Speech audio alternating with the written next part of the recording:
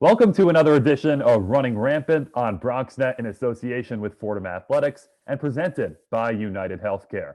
Emmanuel Berbari with you. Happy New Year, happy holidays, a great show ahead. We're going to kick it off as always with Fordham Interim Director of Athletics Ed Kull. We'll reflect on the start of the men's and women's basketball seasons, talk about everything going on campus in response to COVID-19, which continues to be a threat.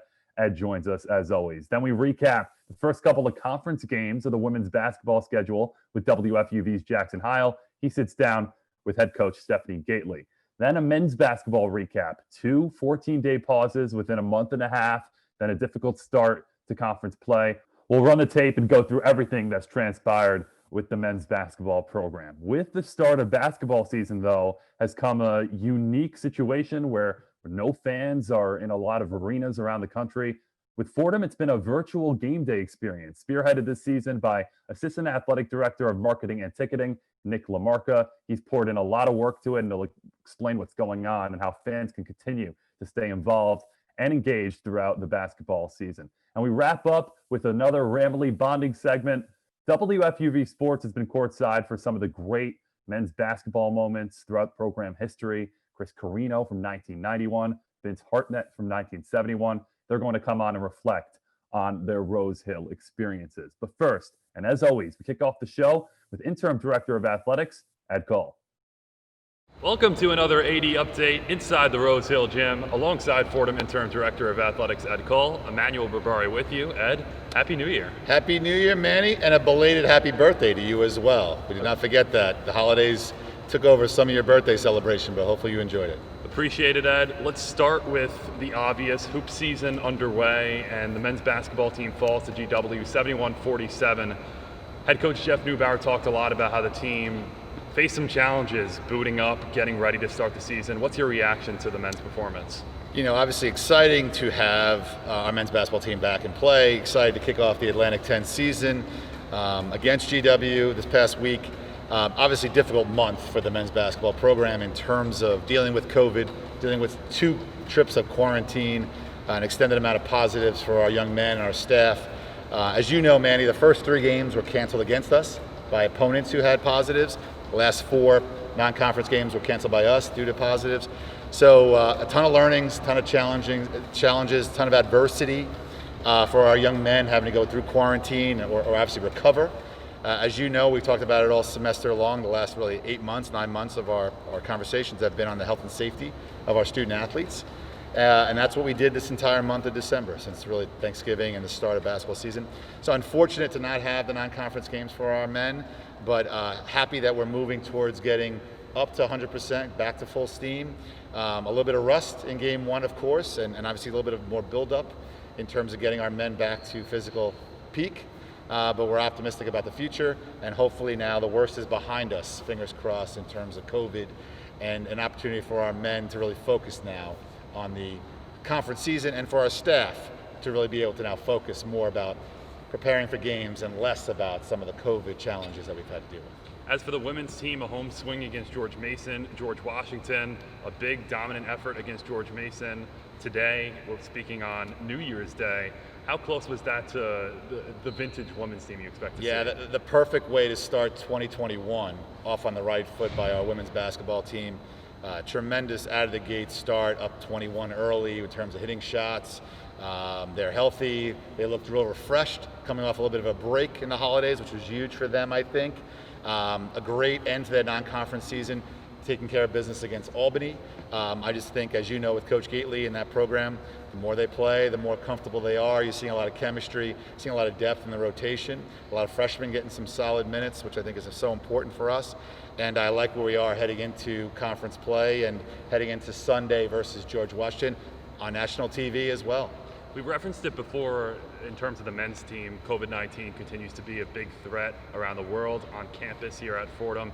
What's an update on some of the efforts you and the athletic department are making to thwart that threat? A lot of time and attention going into the updates, whether that be from the CDC and their adaptations to new regulations, whether it being for a positive COVID or quarantine. So that's helpful in terms of some of the days and movements. Now it's a 10-day quarantine. New York State has adapted those guidelines, which is good for us in terms of our university location. A lot of time being set towards now January of 2021 and the welcoming back of our other student athletes. As you know, Manny, between fall sports, normal winter and spring seasons, a lot of action here in the spring, so we've been spending a lot of time in terms of move back in, quarantine process in terms of those that are outside of the bordering states, as well as a testing protocol, which is going to be aggressive and continue to look at 3 times a week for our student athletes in season and preparing for February starts, which actually gets going with volleyball. So volleyball will be getting started February 8th off the top of my head, and so we'll be up and running with other sports here while basketball continues to take place. Looking ahead to 2021, this, as we're recording the first day of the new year, a lot of people thrilled to get 2020 out of the way and turn the page towards the new year. Ed, any New Year's resolutions for Fordham Athletics? New Year's resolutions for Fordham Athletics. Well, though we are all excited to turn the page on 2020, I must say it was obviously an incredible learning experience, a lot of adversity, a lot of perseverance from our staff, from our student athletes, from our coaches. Couldn't be more proud of how we got through the past semester. And I think that ability to overcome challenges, to find solutions, to collaborate, the silver linings of us coming together as a department and helping each other mentally, emotionally, physically during these challenging times are making us that much stronger going into 2021. So I'm really excited and honestly really motivated by our department, our student athletes, and a lot of things we've overcome are going to make us that much stronger and better in 2021. So their ability to overcome COVID, mental health issues, the way we bonded together, social injustice, which you know, political unrest, all the things we've adapted and overcome in 2020, I think is going to make us that much stronger of an athletics department in 2021 and gives me a lot of motivation and hope for our future and a lot to be excited about. Ed, let me hit you personally. New Year's resolution, have you mapped it out on the drawing board at home? You know, personally, it's always a challenge to come up with these. For me, it's always the physical fitness piece, trying to find more time to get healthy, and I have the Peloton at home and looking to do some more exercise bike here on campus. My wife's a tennis player, was in college, so trying to play more tennis with her. It's always the physical fitness, and not so much just the health piece, but also the mental health piece. How about yourself, Manny? What are yours? Wow, putting me on the spot there. I think on a broad note, I want to stay in the moment in everything I do. Also, as a senior, looking for employment. So we'll see how that leads. We'll see where that goes. But as I look towards 2021, a lot to be excited about certainly here. You're going to be a hot commodity come free agent market this off season once you graduate, and I feel very confident about that, and I promise something we'll work together on.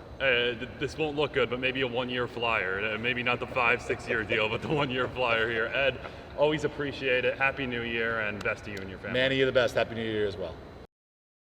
Big thanks to Ed Kull for joining the show as always. As you heard in our conversation, both programs ramping up, adapting to this new normal, and starting their conference slates. WFUV's Jackson Howell is going to sit down with women's basketball head coach Stephanie Gately to get her reaction on the start of women's basketball conference play. Then we'll run the highlights from men's basketball's first 2 conference games. A difficult start for the Rams as they look to jumpstart their season. Take it away, Jackson. Welcome to our women's basketball recap here on Running RAMpant. Jackson Heil, joined by head coach Stephanie Gately and mom as Hi, well. Mom. Coach, happy holidays first of all. Thank How you. was your Merry Christmas and New Year? I mean, it was, as most people, very subdued. Went down to visit my mom, spent some time with her, which was great. And Coop came home, but Dutch and DC had games, so they couldn't come home. So very quiet, but again, family time, you always appreciate it. Good to hear, and let's focus on what's happened over the last 2 weeks. You had a game against Davidson, which didn't go too well for you guys. You guys give up 79 points on your home floor, but the response has been excellent since then. 42 points, 32 points, 47 points, the total outputs in the last 3 games. What has been this response from your team, and how proud have you been of them? Super proud. I mean, obviously, you know, the way things worked out, it was great that we had Albany right after Davidson, even though that wasn't planned. But that gave us a chance to kind of get ourselves together defensively before we went for the break. And then when we came back, you know, I said to the kids, these games now are all 50-50 games. So it's going to come down to the details, defensive details, who wins the rebounding battles and who does the little things better. Let's talk about today's game because we are recording this just after a win over GW, 53-47. You get a big shot late from your superstar, Anna DeWolf. How impressed have you been with the way that she has progressed over this year? Because listen, she had a really good start. Team's defending her a lot differently now with conference play coming in. Yeah, I mean, of course, because last year, Bryson and Bree, when she played for us, was the go-to, right? Yep. So we had to be in a situation where Anna now has to take on a different role, Kendall has to take on a different role, and I thought today Caitlin Downey was spectacular. I thought she did a fantastic job, and we made some big plays down the stretch that were key. Meg Jonathan made a big play defensively, so everybody's contributing. It's like it's success by committee. I want to talk about your front court a little bit because Caitlin Downey, like you mentioned, has been a monster on the rebounds, and also Meg Jonathan has been probably the best offensive rebounder in the Atlantic 10. You moved her into the starting lineup against Hofstra, and that's remained the same since then. How impressed have you been with her development, specifically taking on a more advanced role this year? It's just that her work ethic has really paid off. I mean, she's been coming in with Coach Sonia for so many times, and I think that all that repetition has really started to pay off. Plus, she's just a great kid and a great leader. She does a fantastic job giving everybody energy. I've told her more than once this week that she inspires me every day because of the way she brings it every day. And I mean, right now she is number 1 in the conference in offensive rebounding. Caitlin's number 2 in overall rebounding. And obviously 18 rebounds today goes a long way as well. Coach, we were talking before this about kind of the long toll that this season has taken, and you get a very well-deserved off day tomorrow. How do you feel like your team has handled everything that's been thrown at them this year? I mean, there's been, knock on wood, but no, everybody's been negative, so I think that speaks a lot of the pride the kids have in wanting to play, and I think it's tough, especially I have my own child that is in college, and I know how it affects him with Coop being at Richmond, and it's just a different vibe, and I feel bad for the kids, so this is what they look forward to. So that's why I tell them every day before we play a game, I'm like, your victory already started by being able to play. Just go out and enjoy and have fun. Coach, I mentioned Mom before, but she is here right with us, and you had her on the sidelines today. Even though she isn't able to be here in the stands, how important is it to just have this face covering of her on the sidelines with you? Well, she's 95. She has 21 grandchildren and 11 great-grandchildren, and she's just been somebody that's inspired me my whole life. And so I felt today, we usually do a guest coach, so we thought we would add her to being our guest coach, and she brought us some luck, so it worked. Coach, let's look ahead. You got a really tough road slate coming up. URI and UMass this weekend. The following weekend comes a test against Dayton as well. How do you feel like you guys are prepared to play on the road this year? Because it's something that wasn't maybe your strong suit last year, but again, you have a new team this year. How do you feel like they're ready to fare against this road test? I don't think you know until you're there. I think the Stony Brook game was a game in which we saw that we responded well to the challenge of being on the road. Plus, with having no fans or limited fans, I think makes a big difference, especially in the case of like at a Dayton that gets a great crowd, because that can be a game changer when the momentum shifts. So for us, I mean, I'm looking forward to the challenge. It's a tough stretch for us, but we're going to have to play them, and we got to be ready to take our best shot. Last question before we wrap up. A lot of college coaches this year have talked about making road games home games by what you can do on the bench. Just from sitting by the bench, your bench has been really active and loud. How do you feel like you can use that as an advantage going on the road against some really good teams like a Dayton and like a UMass? Again, I think the intangibles are huge in our program, so little things make a big difference. And in our bench, our kids, like I said, every time, it's kind of cliche, people say, oh, we're a family, we're a team, but this team really is. I mean, they really care about each other on and off the court. So what you see is a team that's really, really invested in each other. So I have no doubt that they will be part of our 50-50 and our intangibles. Coach, thank you so much for the time. Congrats on this 3-game win streak, and best of luck going forward. Thanks. Go Rams. Happy New Year. Hollywood may be the best-known city when one thinks about the U.S. film industry. But there's an East Coast version that may give the West Coast city a run for its money, and it's right here in the Bronx, more specifically, Fordham University. Throughout the years, numerous motion pictures, television shows, and commercials have been shot on Fordham's picturesque Bronx campus. It started back with The Iron Major in 1943, a movie about the life of famed college football coach and World War I hero Frank Cavanaugh. Cavanaugh coached the Rams from 1927 to 32, going 34-14-4. Another famous movie filmed at Fordham was Love Story, a 1970 romantic drama that used the exterior of the Rose Hill Gym along with other exterior campus scenes.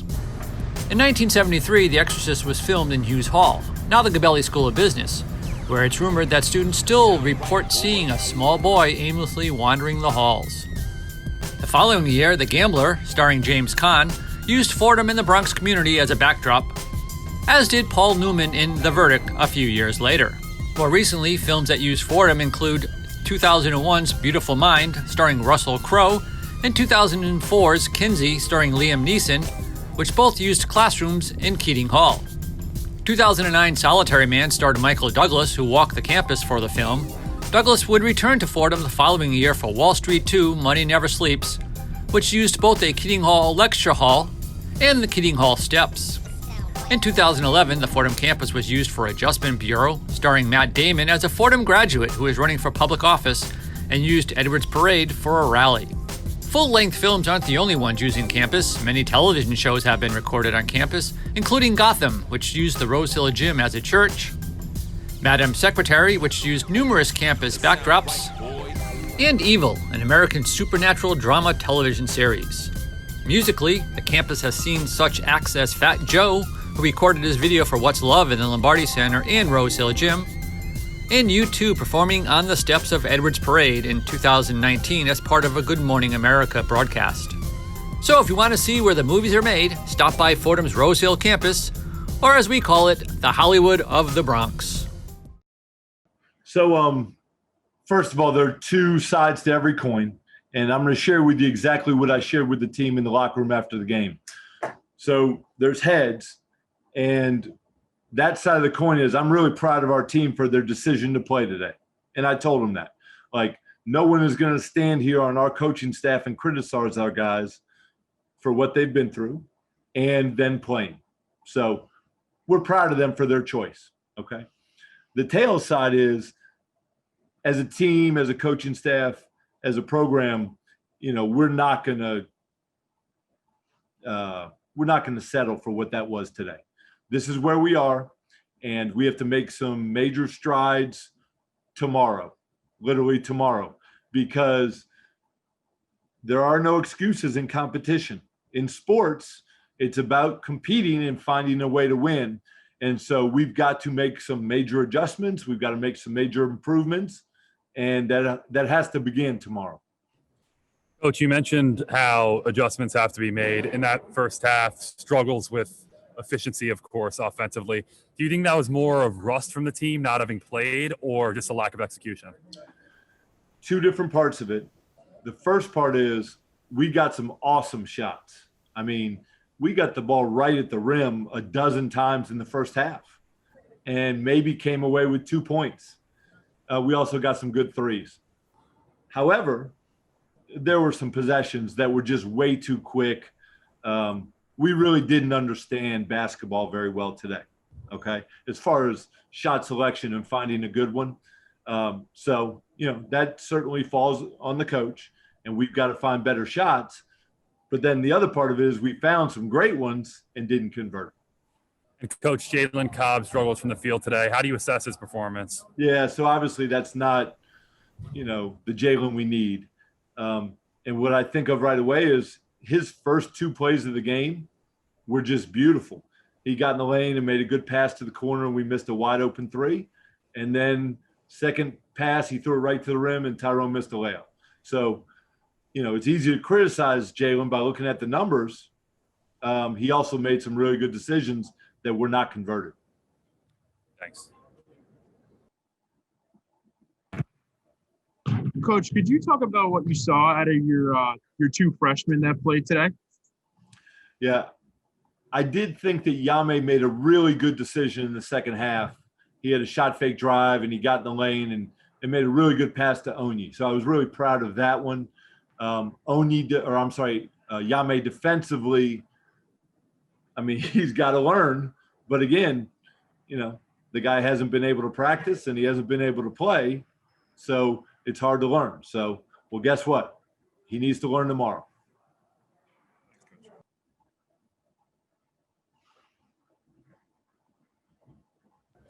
Hey, Coach, this is Andrew Posadas. Can you hear me? I can now.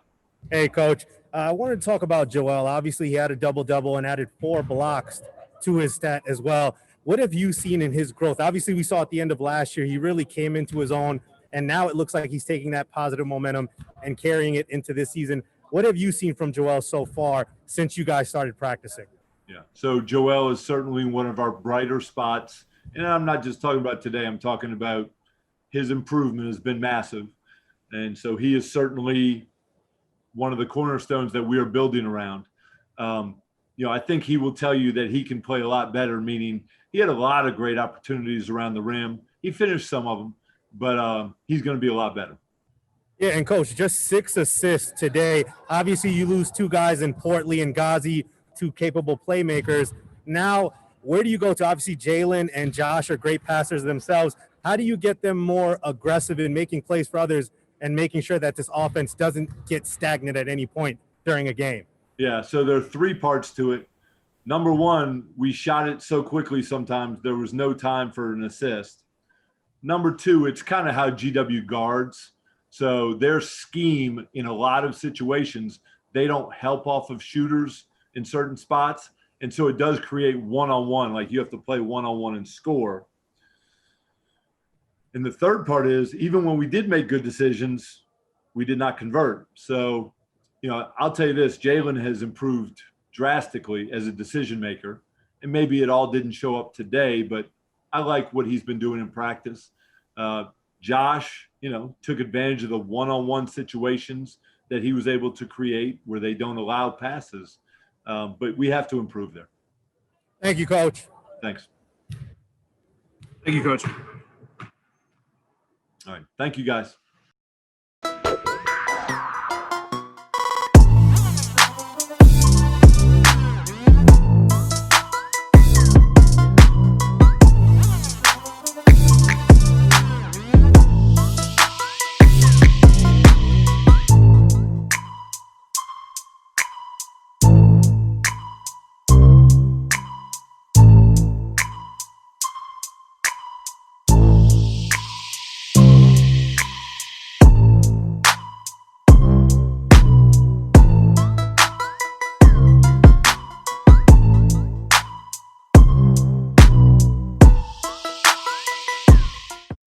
The men's and women's basketball programs continue conference play this week. We'll have you covered with recaps all season long. And as that happens, we continue our Ramley Bonding Series, reflecting on past great men's basketball moments, talking with alums, connecting them with current players, current staff.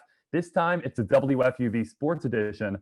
Alums Chris Carino and Vince Hartnett reflect on their time at Rose Hill. They talk to me about being courtside for some of the great men's basketball moments, the 30 and 50-year anniversaries, respectively, 1991 and 1971 for the men's basketball programs. Let's join Chris and Vince. Welcome to the WFUV Sports Edition of Ramley Bonding, our men's basketball program honoring the 1991 and 1971 Rams with alums today, Chris Carino and Vince Hartnett. Emmanuel Barbari with you. Guys, thanks for being here. It's great to be with you. Thanks for having us together, and it's a great celebration. Yeah, great to see you, Emmanuel. It's always great to reminisce about those great Fordham teams. Speaking of that reminiscing, why don't we go back to a favorite moment either of you had calling a game for one of those teams? Vince, I'll let you start. Okay, well, I'll kick that off. Certainly a highlight, I think, of that season, and there were lots of them, but was as we did get better and better and better popular in New York, it was in New York City, it was coming up to the Notre Dame game at Madison Square Garden.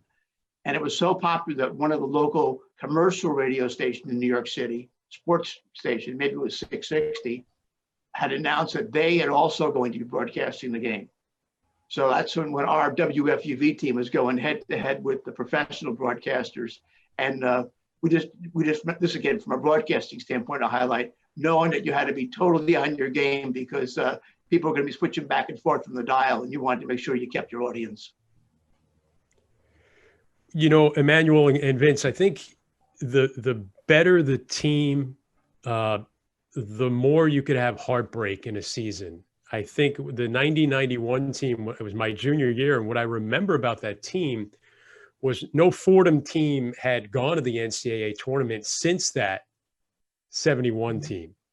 It hasn't happened since, actually. It ends up happening in 92, but that 90-91 team was the first year in the Patriot League. There are definitely moments I remember. I remember going to Notre Dame, speaking of the Irish, and the preseason NIT. That was the first game that team played that year. Getting to visit the campus and play on the campus at Notre Dame for the first time for me was an incredible experience. I remember touring the football stadium there. So that always stood out to start that season. But that season, the first in the Patriot League, was so special because that Fordham team cracked the top 25. They didn't lose a Patriot League game, a conference game until the end of the season. I think they'd won like 13 consecutive games. And Fordham hadn't been to the NCAA tournament since 1971. And you felt that was a tournament team. And they win the Patriot League. They're in the top 25. But the problem was because it was the first year of the Patriot League, they didn't get an automatic bid. So they had to play a play-in game against the Northeast Conference winner. And they go to Laredo, Pennsylvania to take on St. Joe's of Pennsylvania and St. Francis of Pennsylvania, excuse me. And they lose that game. And it was so heartbreaking because they had played so well and you thought they were such a good team, top 25 team. Finally get to, chance to finally get to the NCAA tournament for the first time since the Digger Phelps team. And it ends in such disappointment. And I think the higher the bar for your team, the greater chance there is for heartbreak. I mean, the next year in 92, I was a senior. The team won the Patriot League, got the automatic bid, and went to the NCAA tournament. And that game that they lost in the NCAA tournament, there was no heartbreak, because you were already playing with house money at that point. Mm-hmm. It was just, so I remember that team just being so good and such memorable moments throughout the season. But unfortunately, you remember the losses, and I remember, sound like a coach probably, right? I remember that loss to St. Francis of Pennsylvania out in Laredo. And I remembered it vividly. It's amazing. It was a game where we walked into that arena. It was about 2 hours before the game. Now the bus would have to pull up and you'd have to walk through the arena to get to your locker room. And I remember, I think the entire town of Laredo, Pennsylvania was already in the gym 2 hours before the game. There was a rock and roll band that was set up that was playing. And we had to walk along the baseline right in front of the student section to get to the locker room when we were with the team coming off the bus. And I just remember turning to my partner on the game, the guy Mike Stone, and I said, Mike, I got a bad feeling about this. And we ended up, the Fordham was down big in the first half, made a big run in the second half, but just wasn't enough to win that game. But that's always what stood out to me about that season. Another edition of Running Rampant presented by United Healthcare is in the books. Thanks to everyone at BronxNet and Fordham Athletics who helped make this show possible.